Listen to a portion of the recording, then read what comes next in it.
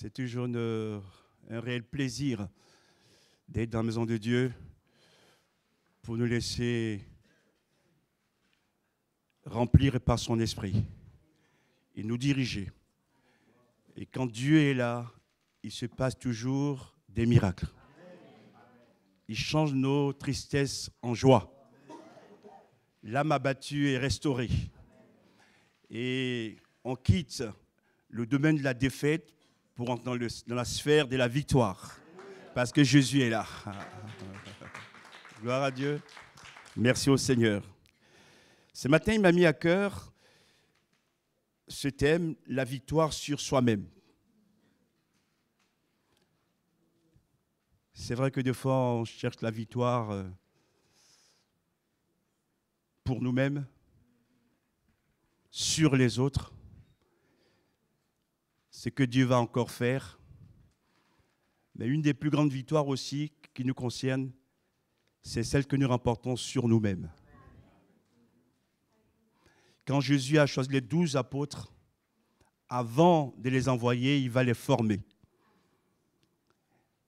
Il va travailler sur leur caractère, sur leur pensée et agir au plus profond de leur être. Et c'est important aussi, frères et sœurs, que nous laissons Dieu sonder nos cœurs, sonder nos pensées et laisser l'Esprit de Dieu nous transformer. Même si on participe à la joie de l'Église, mais que nous-mêmes, on n'a pas vécu cette expérience, lorsque nous repartons chez nous, les choses demeurent. Or, ce que nous voulons, c'est que lorsque nous repartons chez nous, il y ait vraiment un changement. Gloire à Dieu. Une grâce de Dieu qui coule sur nos vies et qui nous aide à vivre pleinement la foi en Jésus-Christ. Je vous invite à lire avec moi dans Genèse, chapitre 32, à partir du verset 25, dans la version second 20e, dans la version Louis II, c'est le verset 24. Genèse, chapitre 32, verset 25. Jacob resta seul. C'est alors qu'un homme lutta avec lui jusqu'au lever de l'aurore. Voyant qu'il n'était pas vainqueur contre lui, cet homme le frappa à l'embouchure de la hanche. D'autres versions disent de la cuisse. Celle-ci se déboîta pendant qu'il luttait avec lui. Il dit, « Laisse-moi partir, car l'aurore se lève. » Jacob répondit, « Je ne te laisserai pas partir avant que tu ne m'aies béni. » Il lui demanda, « Quel est ton nom ?» Il répondit, « Jacob » ou « Yaakov » en hébreu. Il ajouta, « Ton nom ne sera plus Jacob, mais tu seras appelé Israël, car tu as lutté avec Dieu et avec des hommes, et tu as été vainqueur. » Jacob lui demanda, « Révèle-moi donc ton nom. » Il répondit, « Pourquoi demandes-tu mon nom ?» Et il le bénit là. Jacob appela cet endroit Péniel, car dit-il, « J'ai vu Dieu face à face, et ma vie a été sauvée. » Le soleil se levait lorsqu'il passait Péniel. Il boitait de la hanche. Amen. Au travers de ce texte biblique qui nous parle de Jacob, le troisième patriarche du peuple d'Israël, le premier c'est Abraham, le second c'est Isaac, et Dieu va nous parler, nous communiquer sa parole et aussi sa révélation. Qui est Jacob? Jacob est le fils d'Isaac. Jacob excusez-moi, il avait un frère et il avait volé le droit d'aînesse à son frère Ésaü, en trompant son père. Et Ésaü a gardé de la haine contre Jacob. Et il voulait le tuer. Jacob va s'enfuir loin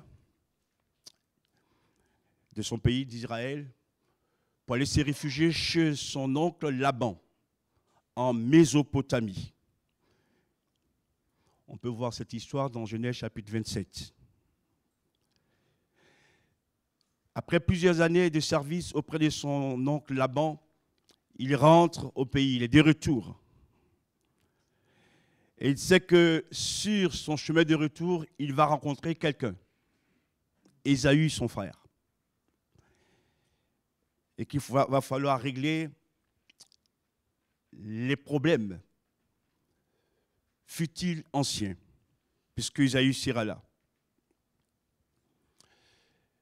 Jacob traverse le Jourdain avec toute sa famille,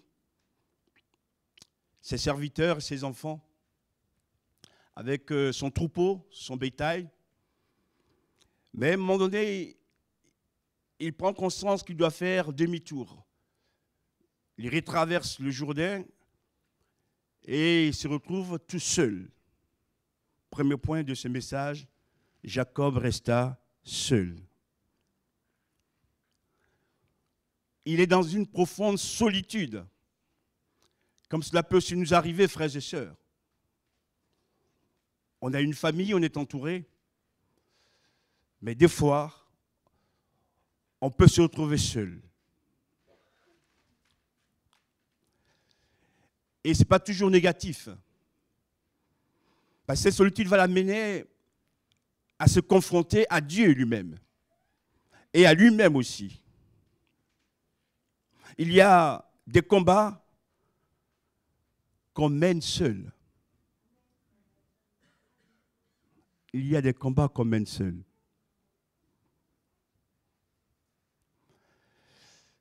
Des combats que nous seuls pouvons le mener et aussi le comprendre.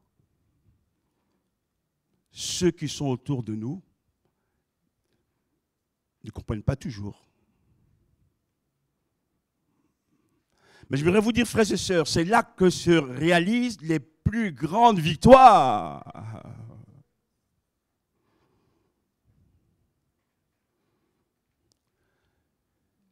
Ce combat avec notre conscience, on se retrouve face à nous-mêmes ou à soi-même et on est face à nous-mêmes. Là, il n'y a plus les autres. C'est nous et Dieu. Et c'est nous et nous. Et de ces combats, il faut qu'il y ait une action de Dieu qui nous permet de saisir ce que nous sommes. Parce que parfois, on donne des apparences. Et quand on est là, dans ce désert, dans ce moment de solitude, avec soi-même, on voit nos forces, nos qualités, mais on voit aussi nos faiblesses et nos limites. On se voit réellement comme nous sommes. C'est parce que les autres disent qui importe, c'est ce que nous sommes aux yeux de Dieu qui importe. Notre conscience est là aussi pour nous titiller, pas pour nous détruire, mais pour nous rappeler à la vérité. Est-ce qu'on est prêt à écouter, à vouloir le changement ou pas? Est-ce qu'on est prêt à vouloir le renouveau ou pas? Et c'est une affaire entre Dieu et nous. Une affaire où on doit aussi faire des choix et prendre des décisions. Et dans ce combat, seul à seul, oserais-je dire, il faut vaincre les mauvais penchants. Qui n'en a pas au milieu de nous? Levez la main. Quand on se penche vers le mauvais côté, ce qui ne plaît pas toujours à Dieu, mais on prend conscience, on dit Seigneur, si je ne me rétablis pas, je risque de m'affaisser. Alors, on prend la décision de ne pas se laisser aspirer par les ténèbres, mais par la lumière, pour reprendre le bon chemin et se redresser. Ces mauvais penchants, il faut les vaincre en nous-mêmes. Et je prie ce matin que l'Esprit de Dieu nous révèle ces choses. Frères et sœurs, lorsque nous sommes forts sur nos mauvais penchants, l'Esprit de Dieu trouve toute la liberté pour agir en nous.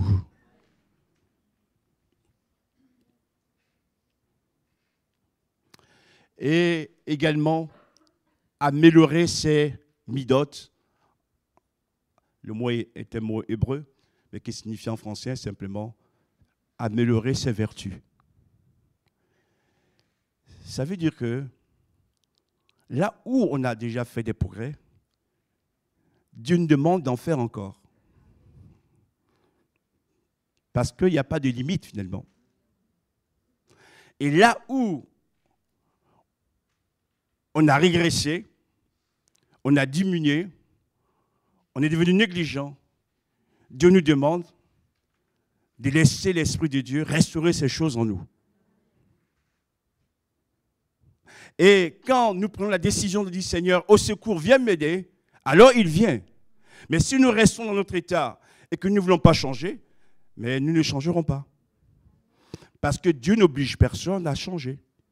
Dieu nous interpelle, mais c'est à nous de prendre les décisions nécessaires pour pouvoir changer.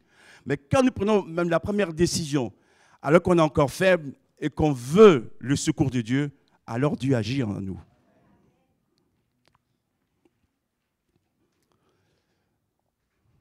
On a tous une conscience.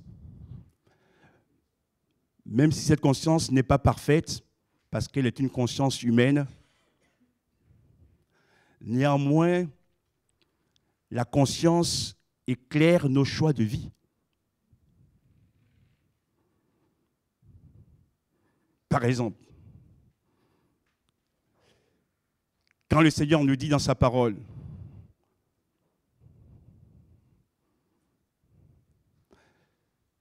mariez-vous dans le Seigneur.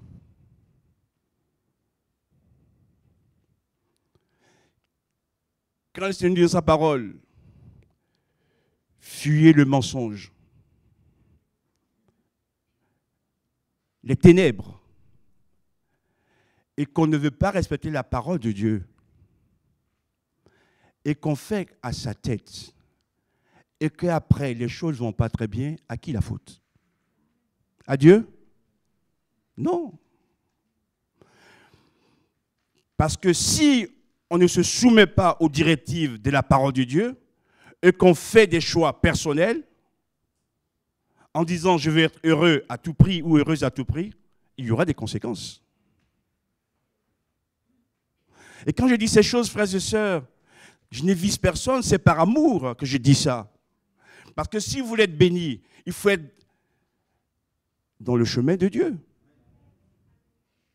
Des fois, ça fait mal. Je vous l'avoue que tout ce que Dieu dit n'est pas toujours facile à appliquer, à vivre. Mais il a toujours raison. Il a toujours raison. Et quand Dieu nous met en garde, c'est pour nous éviter de souffrir. Ce matin, que l'Esprit de Dieu nous aide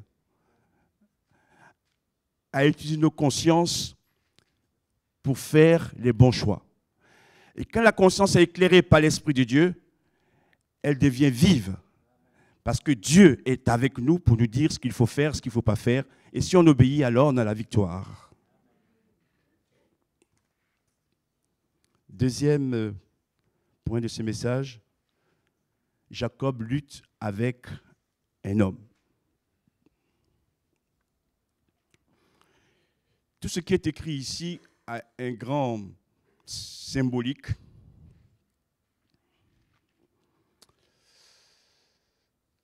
En réalité, c'est un ange de Dieu. Vous pouvez lire dans Osée, chapitre 12, versets 4 à 5, qui dit ceci. Jacob a lutté avec Dieu. Il a lutté avec l'ange de Dieu. Et il a été vainqueur. Et dans le chapitre 12 d'Osée, versets 4 et 5, il est fait mention d'une vérité qu'on n'a pas dans la Genèse. Il est dit que Jacob a pleuré et a adressé des supplications à l'ange. Il a pleuré.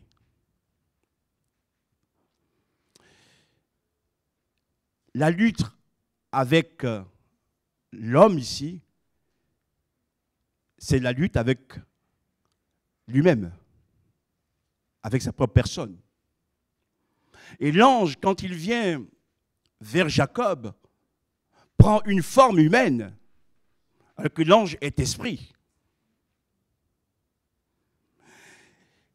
Pour nous dire quoi?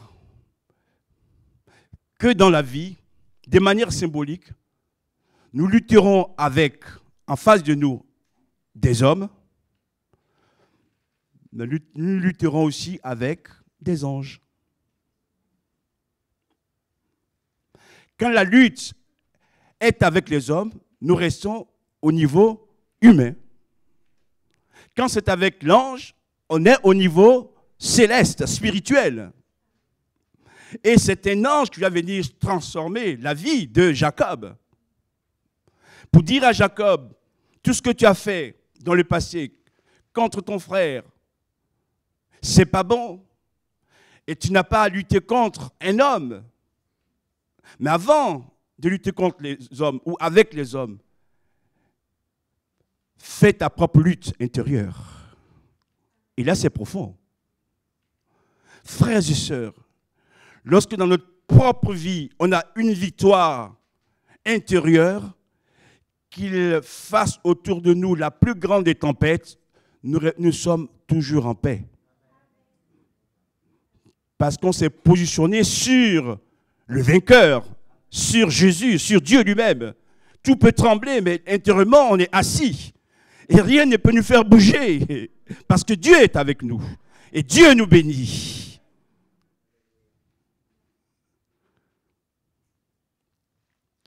Il a pleuré.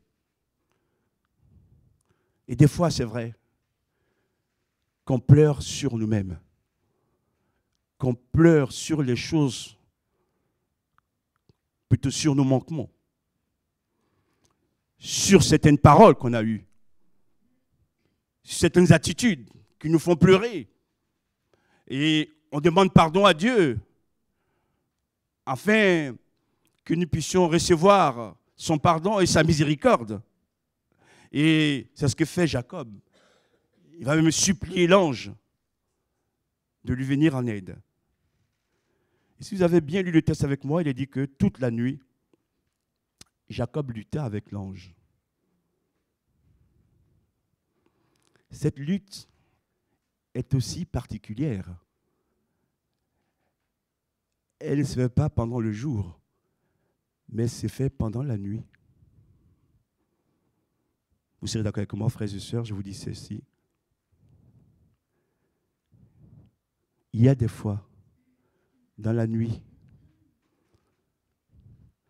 notre mémoire est en éveil. Et comme un film, tout passe devant nous. On voit le film défiler. Et autour de nous, c'est la nuit.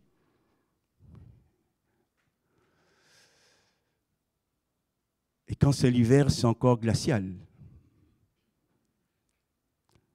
La mémoire qui nous fait défiler notre vie. On voit les bonnes choses, mais aussi les moins bonnes. Et on est là dans la nuit apeuré, craintif.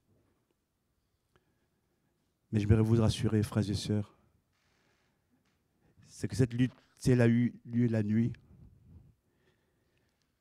il va y avoir un matin. Amen. Dans toutes les luttes que nous menons, même dans la nuit, il y aura toujours un matin. Il y aura toujours l'aurore. Il y aura un renouveau. Il y aura un commencement. Ça veut dire qu'à un moment donné, Dieu met fin à la lutte. Amen. Et pourtant, la nuit, quand on combat, qu'on lutte, oh, que c'est long, hein? On attend le matin, on dit, non, tu tardes, hein? Vivement le matin, vivement le changement. Et Dieu, il le fait à son rythme. Il le fait en son temps. Que son nom soit béni. Jacob va lutter toute la nuit jusqu'au matin. Jacob combat et résiste.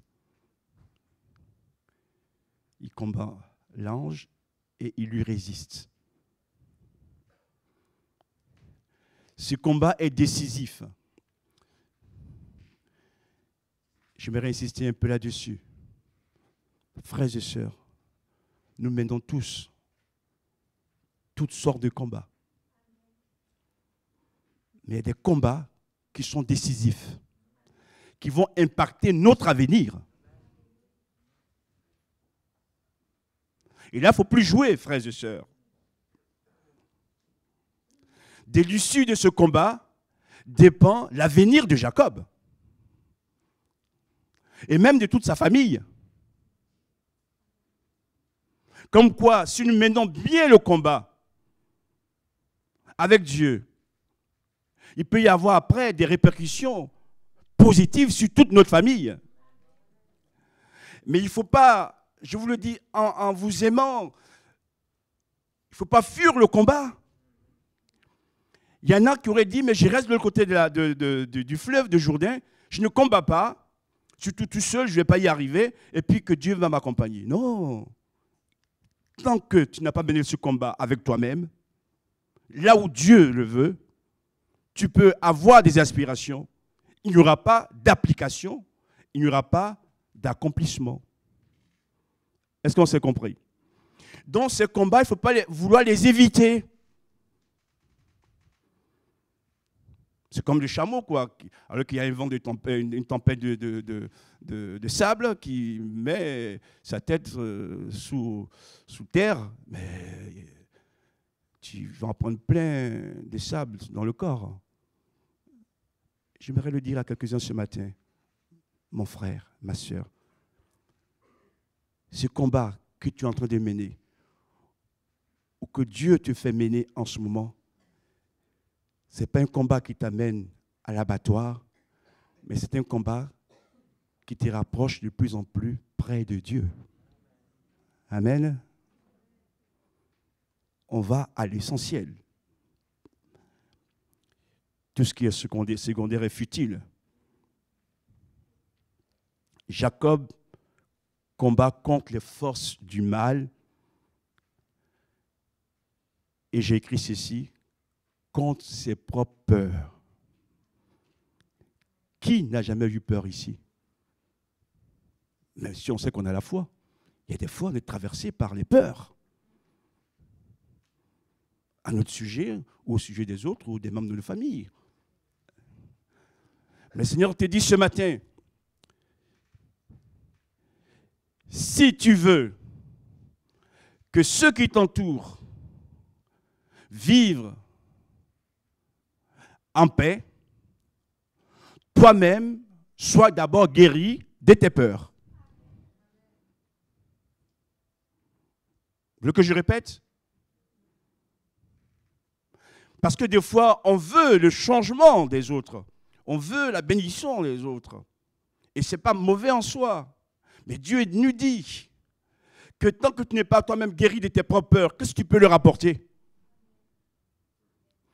Ils ont peur, tu vas ajouter à leur peur tes propres peurs. Or, ce que Dieu veut, c'est de te guérir de tes peurs pour que la paix soit en toi. Et quand tu leur parles, tu leur communiques la paix qui est en toi. Et ça, il y a un changement alors. Alléluia. Donc ce n'est jamais pour nous, comment dire ça, corriger de manière sévère que Dieu nous parle ici, c'est pour notre propre bonheur. Et je l'ai souvent dit, là où j'ai fait des plus grands progrès, c'est quand Dieu m'a corrigé. C'est pas quand Amen, Amen, la bénédiction. Hein. Amen. Non, c'est quand Dieu te bouscule au fond, dans tes retranchements. Parce qu'on réalise qu'on ne peut pas lutter avec Dieu, contre Dieu. Et que si on s'entête, on va dans le chemin de la mort. Donc on a besoin d'une remise en question. Frères et sœurs, je le dis aujourd'hui, pas seulement pour cette église dont j'ai la charge, mais de plus en plus, au milieu de nous, dans les églises évangéliques, on a du mal à nous remettre en question. Mon frère, ma sœur, le changement commence aussi par une remise en question personnelle. Pas toujours les autres. Et même certains diront même c'est encore la faute à Dieu. Non, mais lui, il est parfait. Et en lui, il n'y a aucun péché. Voilà. Mais si je reconnais moi-même, oui, peut-être que ce que je vis aussi, je suis un peu responsable, ça m'aiderait aussi à changer. Gloire à Dieu. Jacob était le choix de Dieu. Mais Dieu n'était pas d'accord avec lui par rapport à la manière dont il a supplanté son frère. Qu'il a volé la bénédiction, le droit d'aînesse. Il faut que ce soit réglé, cette affaire. D'ailleurs, quand vous lirez la suite de l'histoire, il s'est réconcilié avec son frère. Parce qu'il s'est d'abord réconcilié avec lui-même, avec Dieu. Et Dieu va le bénir quand il va rencontrer son frère. C'est aussi une lutte intérieure. Il y a des luttes extérieures. Il y a des luttes intérieures. Ce matin, je ne vous parle pas des luttes extérieures. Je vous parle des luttes intérieures. Toutes ces luttes, ces combats qui sont en nous, ça commence depuis la plante des pieds jusqu'au cerveau. Il y a de la route, hein? Vous avez compris. Que Dieu nous éclaire. Oui, Seigneur, parle-nous, éclaire-nous et aide-nous. Et il faut avoir du courage pour faire face. Parce que l'autre veut nous mettre en fuite. Mais au nom de Dieu, au nom de Jésus, nous lui résistons.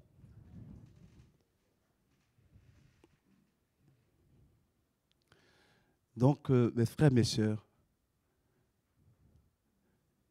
ne méprisez pas les luttes intérieures.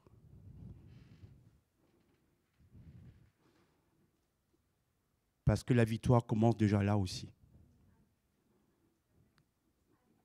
D'ailleurs, que nous dit la parole? Lorsque tu pries, entre dans le secret de ta chambre. C'est la lutte intérieure. Pas besoin de faire du bruit autour des gens.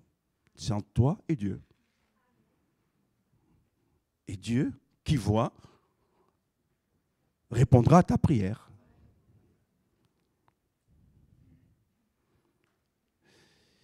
Dans le combat, il est frappé. L'embouchure de la hanche. Ce que je dis, c'est très simple, mais c'est aussi pour nous amener à saisir la vérité biblique. Quand tu mènes un combat, tu prends aussi des coups. Il y en a qui voudraient mener des combats sans prendre des coups. Bon, quand on sera au ciel, ok. Mais pour le moment, on est encore sur terre. Il y a des coups. Et Jacob est frappé Par qui? Par l'ange de Dieu, par Dieu. Eh oui. Mais il y a des fois aussi, je le mets en guillemets, vous avez compris, c'est symbolique. Dieu, pour nous amener à la raison, nous frappe un peu. Je ne dis pas beaucoup, un peu. Ah, d'accord. Pour nous réveiller un peu. Il est frappé. Mais rassurez-vous, frères et sœurs, Dieu ne nous frappera jamais à mort. Ce que fait l'ennemi. L'ennemi, lui, est venu détruire. Dieu, non. Dieu, c'est pour nous transformer, nous donner, d'être plus forts dans le combat. Et je me redis ceci, la frappe est mesurée. Sinon, il n'y aurait plus de vivants. Dieu est sage. Dieu est sage. Et merci pour sa grande sagesse. Il est frappé à la boiture de la hanche ou la cuisse. Il va y avoir un problème après. Dans sa marche. Et la Bible ajoute aussi que Jacob est blessé. Et je vous livre une vérité biblique aussi qui est cachée derrière. Il n'est pas dit Israël est blessé, mais Jacob est blessé. Jacob signifie le trompeur, le supplanteur, ce qui n'est pas beau à voir finalement. Et Dieu nous blesse à ces niveaux pour permettre le changement. Et ce que j'aimerais dire également, frères et sœurs, pour nous encourager ce matin, que dans tout combat, il y a aussi des blessures. Mais le plus important, c'est cette question, qu'est-ce qu'on fait de ces blessures? Il y en a, année après année, ressassent leurs blessures. Mais mon frère et ma soeur, je me te dis que dans le monde, tu n'es pas la seule blessée. On est tous blessés. Mais avec la grâce de Dieu, on continue le chemin. Ce que je voudrais dire ici, c'est qu'il ne faut pas faire des blessures le centre de ta vie. Le centre de ta vie, c'est Jésus. Si tu regardes sans cesse à tes blessures, comment veux-tu être guéri? Tu vas nourrir l'amertume contre les hommes et contre Dieu également. Et il faut transformer ces blessures en source de victoire. Comme nos larmes également aussi. En source de victoire. Pour dire à l'adversaire, oui, je souffre, oui, j'ai été blessé, mais je ne me laisserai pas enfermer dans mes blessures parce que j'ai quelqu'un qui s'appelle Jésus, qui est la vie et qui va m'aider. Et mon frère et ma soeur, si à ce niveau aussi tu n'as pas pris la victoire sur tes blessures, tu ne pourras pas avancer. Et tout ce que tu vas dire autour de toi sera empreint des paroles d'amertume. Et donc tu sèmes la défaite et le mal. C'est parce que Dieu veut. Au contraire, Dieu veut que tu dises, oui, j'ai été frappé, oui, j'ai été blessé. Mais par la grâce de Dieu, Jésus m'a relevé. Et je continue ma marche jusqu'à la fin. Amen. Alors on pardonne aux frères, on pardonne à la sœur, on pardonne au père, à la mère, à la belle-mère, au maire de la ville, au président de la République, et on avance parce que Jésus est avec nous.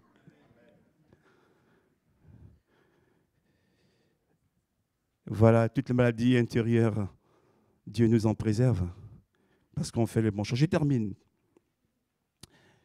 Dans tous ces combats, rappelons-nous que s'il y a la nuit, il y a toujours un matin qui avance et qui annonce la délivrance et la liberté. Troisième point. Cet enseignement est important, c'est pourquoi je prends un peu de temps pour vous l'expliquer. Le dialogue entre Jacob et l'ange.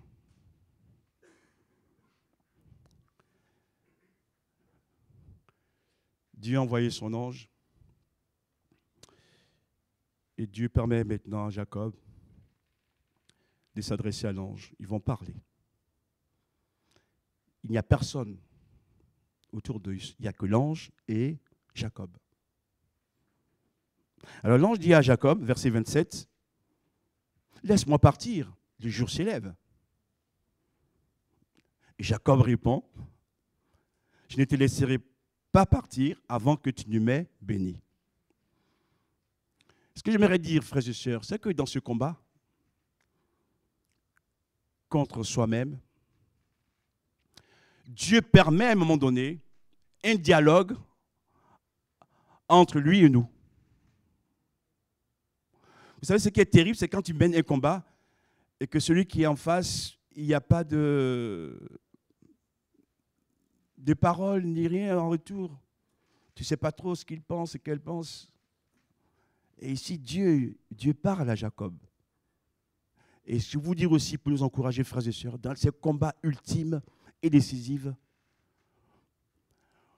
vous entendrez toujours la voix de Dieu pour nous aider. Et Jacob dit à l'ange, non, je ne te laisserai pas partir avant que tu ne m'aies béni. Finalement, si vous avez compris, le combat qu'a mené Jacob, c'est pour avoir quoi? Pour avoir la bénédiction. Il sait que s'il mène le bon combat, au bout, il y a la bénédiction de Dieu.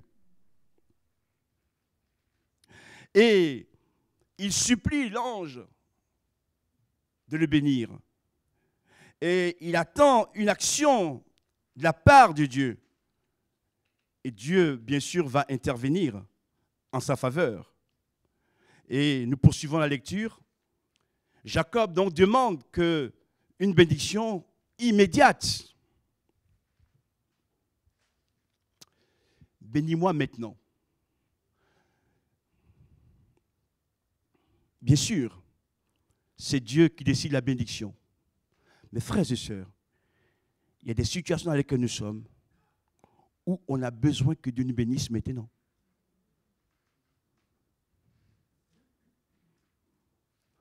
Il y a des bénédictions qui tardent ou qui sont en cours.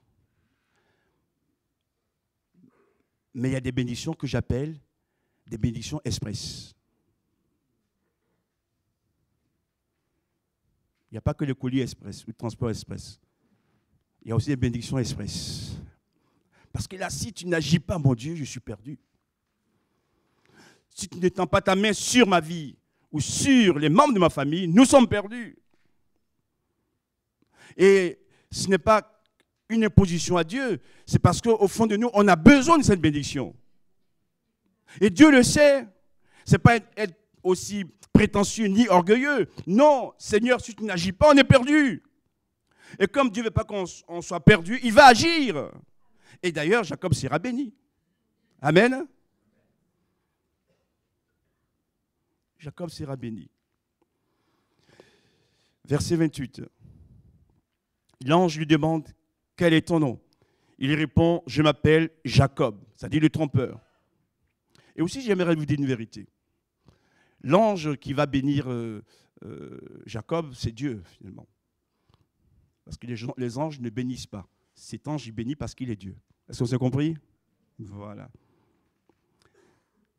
Mais comme pour la femme samaritaine, quand Jésus la rencontre, il lui dit, va chercher ton mari. Avant que je te bénisse. Et qu'est-ce qu'elle dit? Je n'ai point de mari. Donc elle dit la vérité. Donc quand l'ange pose la question à Jacob, quel est ton nom? Que dit Jacob? Je m'appelle Jacob, ça signifie quoi? Le trompeur. Donc il confesse son état à l'ange de Dieu. Il est dans la vérité, frères et sœurs. Donc la bénédiction s'accompagne aussi par la vérité. par la repentance. Jacob reconnaît son état, il confesse devant Dieu qu'il est trompeur. Je vais peut-être le traduire en français. Quand Dieu dit, mais quel est ton nom? Et que Jacob répond, je suis le trompeur. Wow, ne dis pas ça surtout. Non, pas trompeur. Bon, demi-trompeur, oui, voilà. Mais pas trompeur. Et il dit à Dieu, je suis trompeur. Voilà. Et il va dire alors, puisque tu t'es repenti et dis la vérité, ton nom ne sera plus Jacob, tu seras appelé désormais Israël. Celui qui marche droit. Celui qui marche droit avec Dieu. Le prince de Dieu. Et j'aimerais dire aussi ceci comme vérité. Ce n'est pas nous qui nous changeons dans le combat. C'est Dieu qui nous change. Amen. Ce n'est pas nous qui changeons notre nom, c'est Dieu qui le change. Amen. Que ce matin l'Esprit nous éclaire. Mais Jacob est resté vrai, juste, droit. Et Dieu va le bénir. Amen. Ton nom ne sera plus Jacob, mais désormais tu seras appelé Israël. Jacob le trompeur est devenu le prince de Dieu. Il n'y a que Dieu qui peut faire ça. Verset 30. Jacob lui demande, révèle-moi ton nom. Et pourquoi demandes-tu mon nom? Je passe sur ce verset. Il est dit, et là, il le bénit. Pourquoi c'est écrit là, il le bénit? Il y a une raison. Le là, c'est le lieu du combat. Ce n'est pas le lieu de la désertion. C'est là où tu combats. Avec les hommes, avec Dieu. Tu es même frappé, blessé. Mais que tu poursuis le combat, tu seras béni. Amen. Ne dis pas quand je vais prendre mon temps de vacances, je vais en croisière et là où Dieu va me bénir. Non, là où tu prends les coups, là, Dieu va te bénir.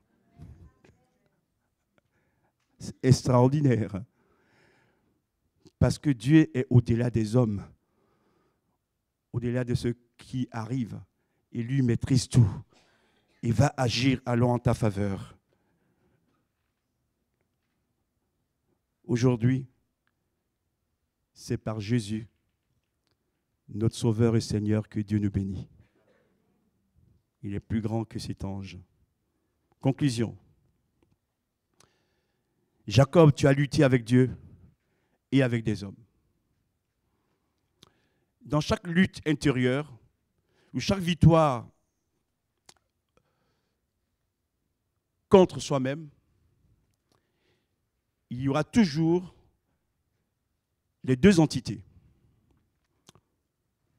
Il y aura d'abord Dieu, mais il y aura aussi les hommes. Jusqu'à notre mort d'ailleurs. À ces deux niveaux de combat, l'ange dit que Jacob a été trouvé vainqueur. Autrement dit, je vous l'explique, il y a certains qui mènent des beaux combats avec Dieu et sont vainqueurs, mais au niveau des hommes, ils sont vaincus. Donc, c'est des gens qui restent toujours tristes et malheureux. Le combat se mène avec les hommes, avec Dieu. Donc, il faut que tu aies la victoire au niveau de Dieu, mais aussi au niveau des hommes. Et Jacob a été vainqueur à ces deux niveaux. Gloire à Dieu. Dieu nous éclaire ce matin pour comprendre et saisir sa parole. Et parce qu'il ne veut pas notre malheur, il veut notre bonheur. Et il attend que nous puissions faire certaines choses pour qu'il puisse agir pleinement. L'ennemi, lui, cherche toujours notre point faible pour nous détruire. Et c'est Dieu qui dresse autour de nous des murs de protection, afin que nous puissions rester toujours avec lui et demeurer dans la victoire. Israël appelle le lieu de son combat Péniel. C'est-à-dire, j'ai vu Dieu face à face et ma vie a été sauvée. Normalement, aucun homme ne peut voir Dieu et vivre. Mais il y a des combats où Dieu fait l'exception. Parce que il est en train de nous transformer, de nous changer. Et il sait qu'on a besoin de lui. Et au lieu de la mort, c'est plutôt la vie. Amen. Et on voit Dieu, non pas pour mourir, mais on voit Dieu pour vivre. Que ce matin, nos yeux puissent voir Dieu pour vivre. Pour maintenant, pour après-demain et pour l'avenir. Que Dieu nous aide à chacun. Péniel, j'ai vu Dieu face à face. Je termine. La Bible déclare que le soleil se levait lorsque Jacob quitte Péniel. Le soleil part du renouveau. Il a commencé le combat dans la nuit. Et maintenant, le soleil s'élève pour réchauffer son cœur. Et il a dit aussi ici que désormais, il boite. Ce combat a laissé des traces, même sur son corps. Mais pourquoi, frères et sœurs? Parce qu'on oublie très souvent les choses. Et Dieu permet qu'il y ait des traces parfois pour nous rappeler. Voilà comment tu étais. Et j'étais sauvé. Et comme ça, on n'est pas ingrat. On sait dire merci à Dieu. Même si après le temps, on prend de la force, on devient riche, etc., on a des bonnes situations. On n'oublie pas d'où on vient. On dit, Seigneur, merci pour ta marque dans ma vie. Qu'on me vole tout, qu'on m'enlève tout, mais jamais ton nom dans ma vie. Jamais ta personne. Je poursuivrai le combat et je serai avec toi jusqu'au bout. Je termine. N'ayez pas peur des marques de combat sur nos corps ou nos vies. C'est une force. Jacob ou Israël ne combat plus les hommes, mais il combat le combat de Dieu, avec Dieu et pour Dieu. Wow, quel changement.